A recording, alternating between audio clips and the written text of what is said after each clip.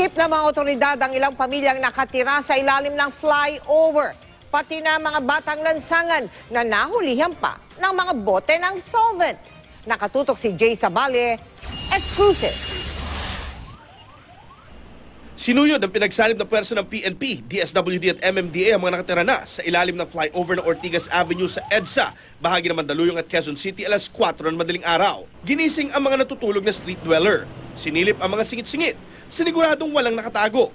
Inakyat din ang footbridge upang tignan kung may natutulog. Hindi lang palaboy kundi mag-anak ang nakita nila. May mga bata at may alaga pang aso. Si Aling Princess, 14 na taon na raw nakatira sa ilalim ng Ortigas flyover. Saan kayo talaga nakatira? Antipolo, nag-demolition nga kami dun. Si Joy, nilayasan daw ang kanyang asawa dahil sinasaktan daw siya.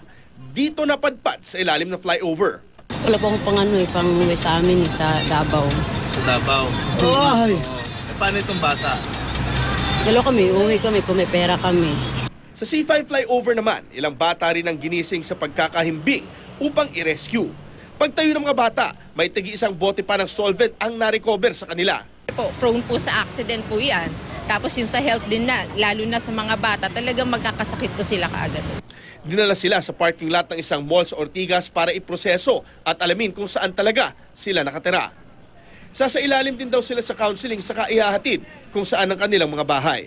At kung taga-probinsya ay makikipag-ugnayan sila sa local DSWD.